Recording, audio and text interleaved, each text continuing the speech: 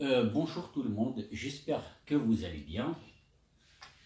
Comme promis, je vais vous faire ce live. Vous allez voir au fait qu'est-ce qui a détruit le monde. Lors de ma publication sur Facebook, je vous ai bien parlé, je vous ai bien dit qu'est-ce qui a détruit le monde. Chacun de vous a donné sa version des faits. Maintenant, je vais vous donner mon analyse à moi.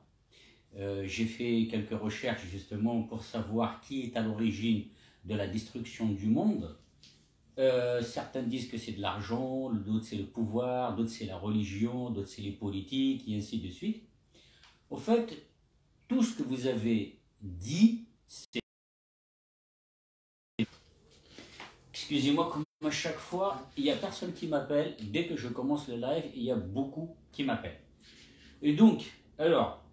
je vous ai dit que derrière la religion, derrière l'argent, derrière les politiques, derrière tout ce que vous avez cité, il y a l'être humain. Donc l'être humain, c'est lui qui est à l'origine de la destruction du monde. Sauf que aujourd'hui, je vais vous démontrer comment se fait-il que l'être humain a pu détruire. Avec quel instrument l'être humain a détruit la nation ou le monde entier. On va commencer d'abord par ce petit personnage que j'ai dessiné en rouge. Désolé, je ne sais pas dessiner, mais ça va. Et donc, il y a aussi l'autre en noir. Là, maintenant, je vais vous poser la question, puisque moi-même, j'arrive pas à les reconnaître. À votre avis, qui est le plus jeune et qui est le plus vieux? Bon, je ne parlerai pas du politiquement correct, la personne d'un certain âge. Non, on va dire les choses plus simplement pour qu'on puisse se comprendre. Et désolé, comme j'ai mis la caméra à l'envers, donc je ne peux pas voir vos commentaires. Donc je vais essayer de faire au mieux. Donc alors, je vais vous poser une question. Qui est le plus jeune et qui est le plus vieux? Qui est le plus riche et qui est le plus pauvre? Vous allez me dire que pour la première question, qui est le plus jeune et qui est le plus vieux, vous allez dire du fait que lui, il est grand, donc automatiquement, il est plus vieux. Du fait qu'il est tout petit, donc il est plus jeune. On ne peut pas le savoir. Allez, on va mettre ici un G. Est-ce qu'il est jeune ou est-ce qu'il est jeune ou est-ce qu'il est jeune? C'est lequel des deux est jeune, c'est lequel des deux est vieux. Et donc automatiquement, on ne peut pas savoir qui est jeune et qui est vieux. On ne peut pas savoir non plus qui est riche et qui est pauvre. Et donc, l'apparence est parfois trompeuse. On va y aller dans la deuxième question et la deuxième lettre qui est le U. Qui est utile à la société?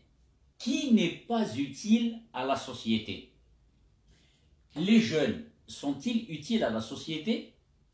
Les personnes âgées sont-ils utiles à la société? Tous les deux, on dit il faut un peu de tout pour faire un monde. Et donc, ma question, qui est le plus utile, le plus utile à la société? Les jeunes ou les vieux? On va dire que peut-être quelque part c'est les vieux, personnes âgées. Sauf que eux, ils ont la connaissance.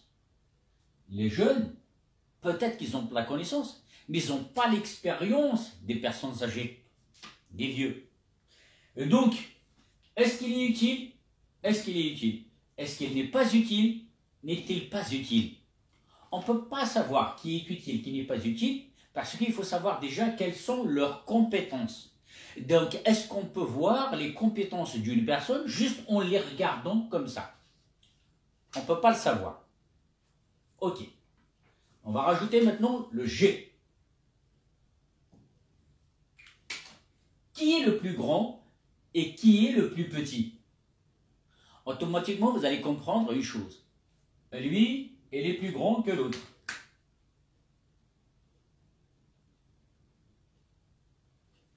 Donc, vous allez me dire, celui-là, il est plus grand que l'autre.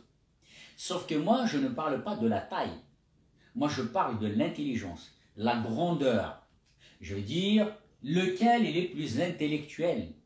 Et donc, Parfois, on a tendance à regarder une personne par rapport à son apparence et on se dit, tiens, lui c'est un grand homme, hein, parce qu'on l'a vu avec un costume, cravate, avec une petite valise.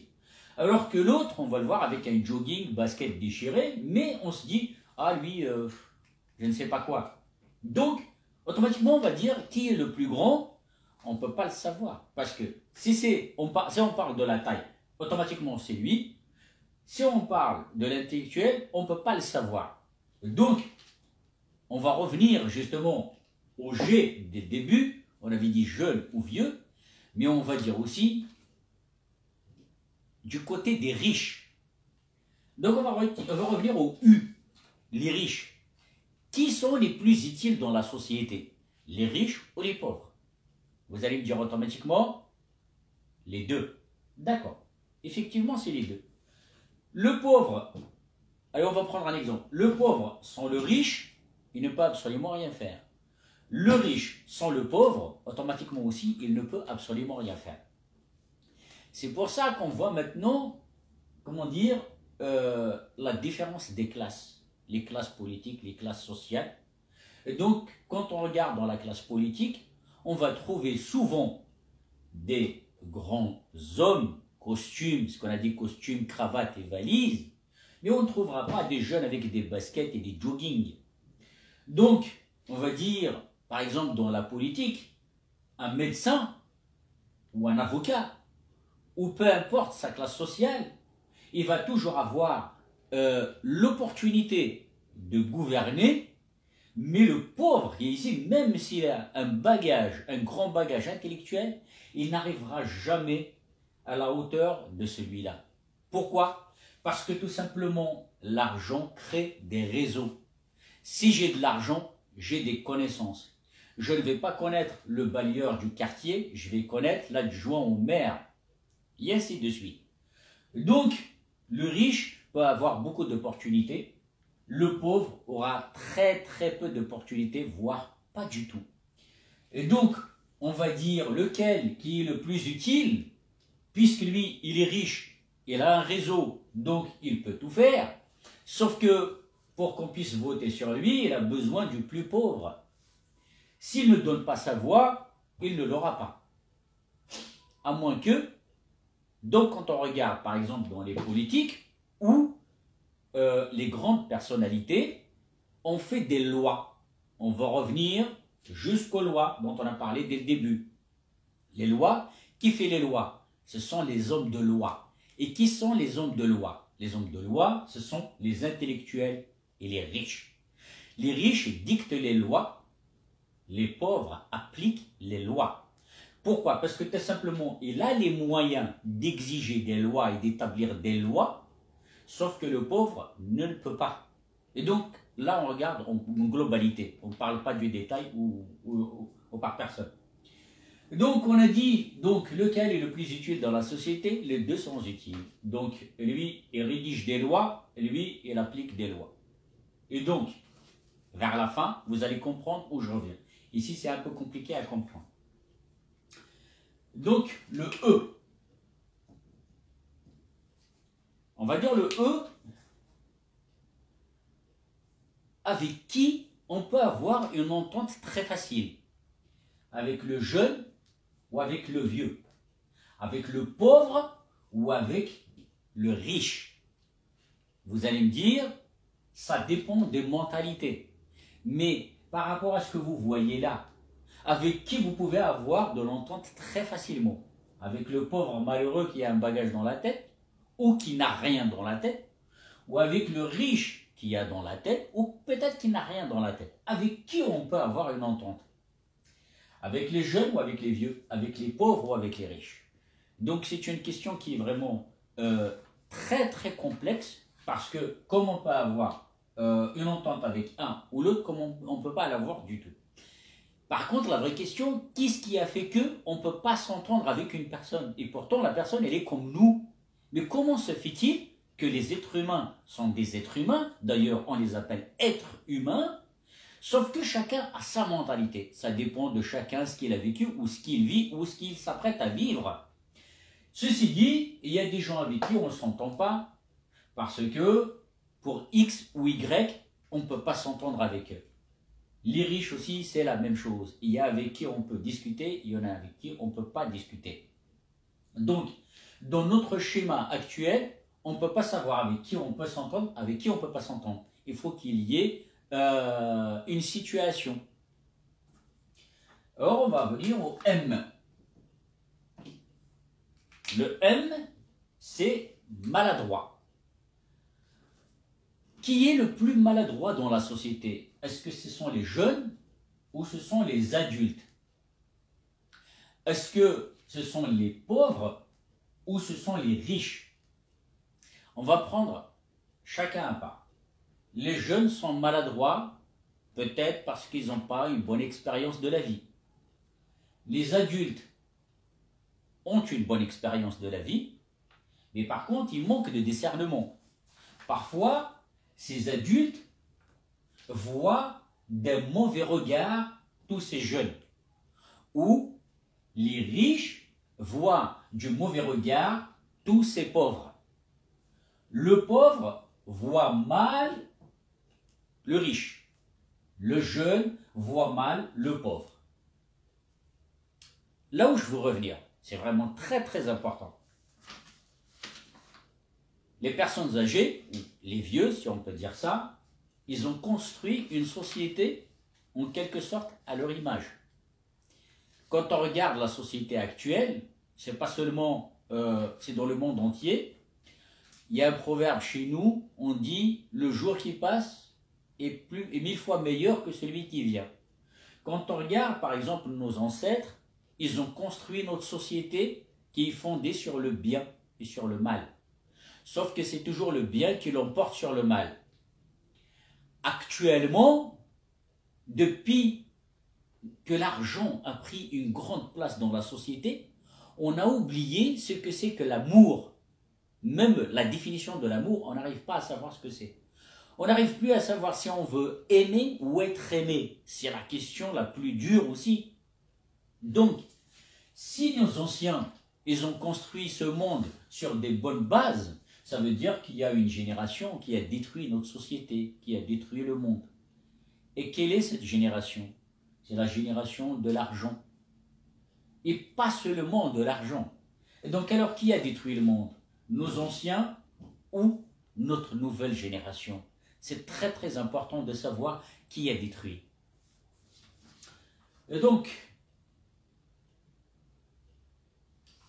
on va venir maintenant le N. Le E. Qui est plus à l'écoute? Le pauvre ou le riche? Qui est plus à l'écoute? Les jeunes ou les adultes? Il y a des fois, on trouve les jeunes, ils sont très compréhensibles. Il y a des fois, on trouve des adultes aussi très compréhensibles. Il y a des fois, on trouve des jeunes qui sont très très durs. Il y en a aussi que ce sont des adultes. Sauf que, quand on regarde concrètement, qui est la victime entre les deux? Les jeunes ou les adultes? Les adultes, on a dit, quelque part, les politiques, des fois, ils appliquent des lois en leur faveur. On a parlé la dernière fois du parachute doré. Ou un patron d'entreprise qui coule une entreprise, il part avec des millions alors que ses salariés se retrouvent au Pôle emploi avec une petite indemnité. Et donc, qu'est-ce que c'est la faute du pauvre, du salarié? Est-ce que c'est la faute du riche ou de la personne âgée? Et des fois, on trouve aussi des jeunes qui détruisent des sociétés. Un exemple, toutes les agressions, je prends juste au hasard. On dit que les jeunes sont très agressifs et défendent leur territoire. On les blâme, on les pointe du doigt.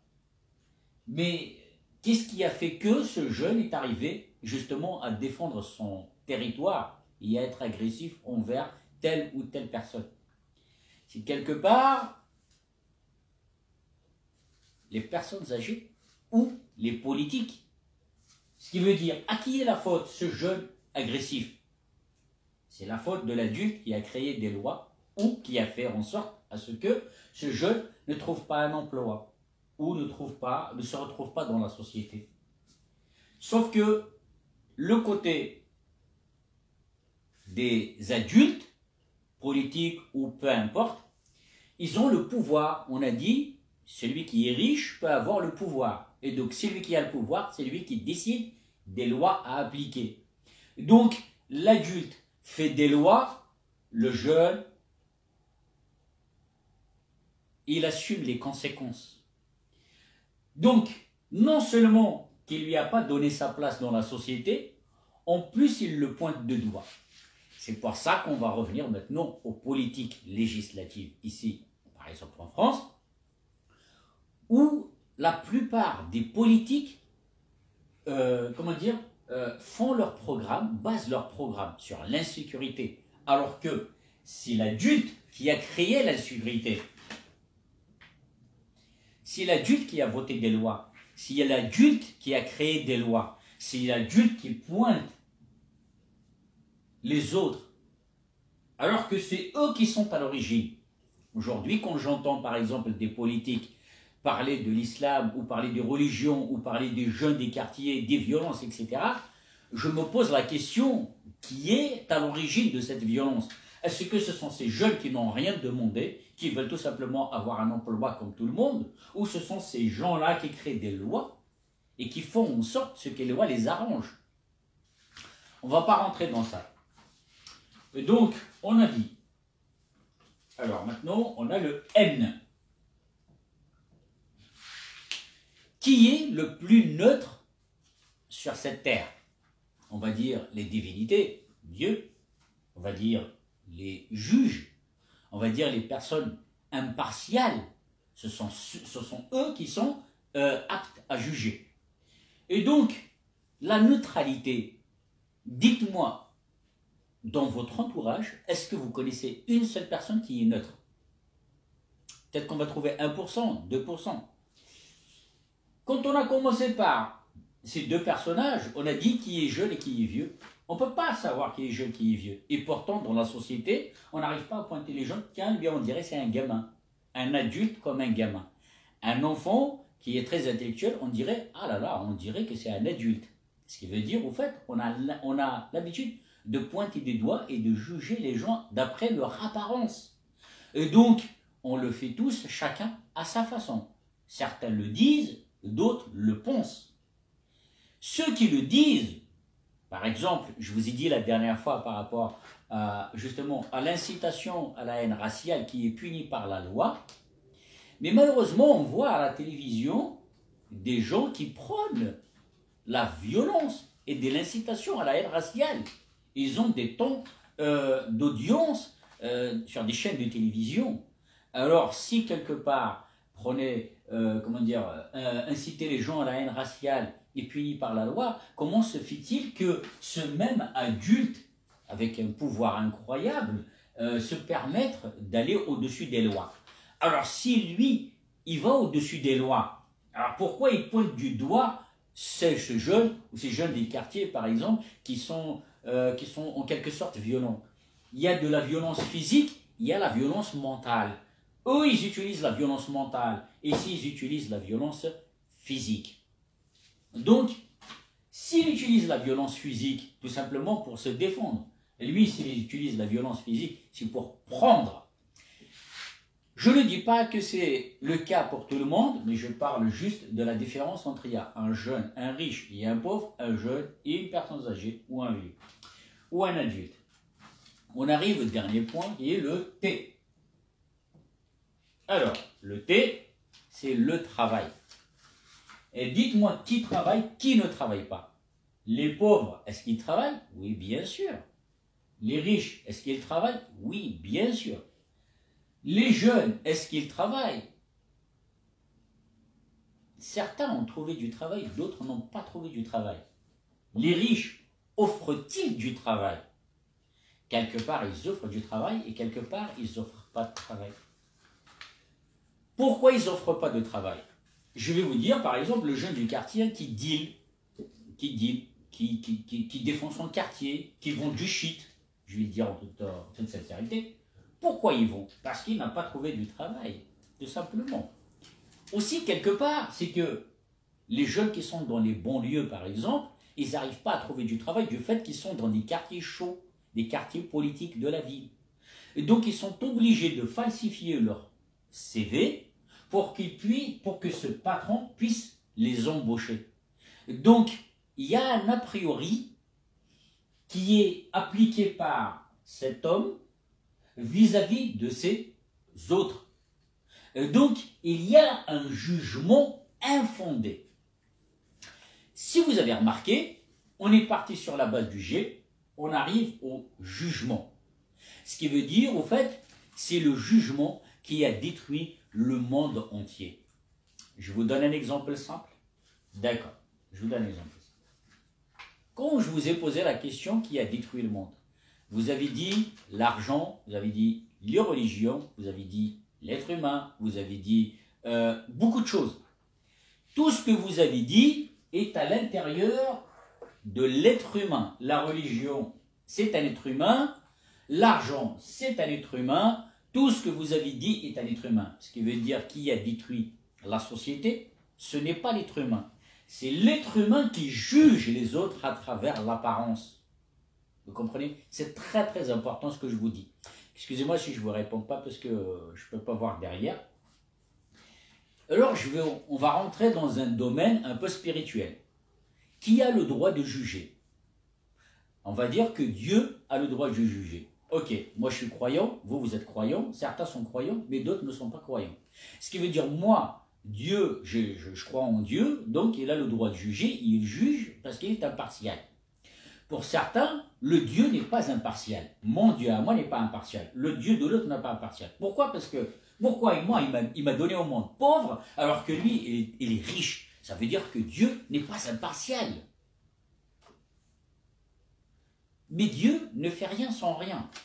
Pour les non-croyants, chacun a sa divinité. Donc chacun croit à sa divinité, mais quelque part aussi, il ne croit pas en mon Dieu, parce que mon Dieu n'est pas impartial, alors que sa divinité est impartiale. Comment peut-on juger une divinité par rapport à une situation vécue? Par rapport à une situation comme par exemple celle-ci. On ne peut pas juger. On va dire que les juges familiales, les juges, etc., dans la justice, ils ont le droit de juger. Pourquoi? Parce qu'ils sont impartials. Mais quand on regarde concrètement, est-ce qu'un juge est vraiment impartial? Je ne parle pas qu'il se penche du côté d'un riche ami ou... Non. Je parle de l'impartialité en elle-même. Un juge n'est pas impartial parce qu'il se met du côté de la loi. Qu'est-ce que ça veut dire impartial? Impartial, ça veut dire je ne vais ni avec l'un, ni avec l'autre. Sauf que le juge, qui soi-disant est impartial, n'est pas impartial parce qu'il est du côté de la loi. Il n'est pas du côté de la victime, il est du côté de la loi. Je vous donne un exemple simple. Une personne qui a faim et qui n'a pas d'argent, il va dans un magasin, il vole une pomme. C'est un vol, c'est puni par la loi. Sauf que il a faim, s'il ne mange pas, il risque de mourir. Donc est-ce que la loi lui permet de voler pour pouvoir survivre, ou la loi va le punir parce qu'il a commis un acte, un délit, celui du vol? Le juge, est-ce qu'il doit être impartial et dire il a faim, le pauvre, allez c'est pas grave, il ignorait la loi? Ou le juge doit dire tiens, on ne doit pas ignorer la loi, c'est un vol, donc il doit être jugé pour le vol qu'il a commis? Ça, c'est une vraie question. Et donc, le juge est impartial, mais il n'est pas impartial parce qu'il se met du côté de la loi. La loi est faite par l'être humain. L'être humain, parfois, met des lois en sa faveur. Vous arrivez à comprendre? J'espère que vous comprenez, parce que c'est vrai que c'est très compliqué. Qui peut aussi juger? Jugement. Je regarde si je n'ai pas fait des fautes d'erreur d'orthographe. Et donc, il peut aussi juger une personne impartiale. Une personne impartiale qui ne se met ni du côté droit, ni du côté gauche, ni avec l'un, ni avec l'autre. Cette personne-là peut juger. Mais par contre, je vous pose la question, qui sommes-nous pour juger? Ce qui veut dire, au fait, si du fait de dire la réalité, par exemple, il y a un qui a insulté l'autre, donc l'autre, soi-disant, l'a insulté à son tour, Sauf que un a perdu soi-disant son père, est décédé pour qui il tient beaucoup. Donc c'est lui qui a commencé l'insulte, sauf que l'autre l'insulte avec son père, et du coup il est devenu très malheureux, etc. Est-ce qu'on peut être impartial et dire voilà, tu l'as cherché, tu l'as trouvé, alors que l'autre ça lui fait pas mal de l'insulter, alors que l'autre l'insulte avec son père et ça lui fait super mal parce qu'il aime beaucoup son père et son père est décédé récemment. Et donc, est-ce qu'on peut dire qu'il a tort d'avoir insulté ou tout simplement de dire ok, c'est pas grave, allez. Si on dit c'est pas grave, ça veut dire qu'on n'est pas impartial. Si on dit ah, vous avez fait l'erreur, ça veut dire qu'en fait on a aggravé un petit peu la situation. Vous voyez, donc, je vais vous dire une chose, le jugement, c'est le jugement qui a détruit la planète, qui a détruit le monde entier. Le jugement, un mauvais jugement, il peut comment dire, enlever la confiance en une personne. Et on sait très bien quand on n'a pas confiance en soi, on a vraiment du mal à avancer. On a vraiment du mal à aller au-delà de nos compétences. Le jugement aussi peut détruire une personne, comme il peut détruire une famille, comme il peut détruire une nation. La nation qui est mal jugée ou qui est maltraitée c'est jugé aussi, et donc peut détruire toute une nation. Le jugement aussi peut détruire tout un monde. Et donc, mes chers amis, ce qui a détruit la planète, c'est bien le jugement.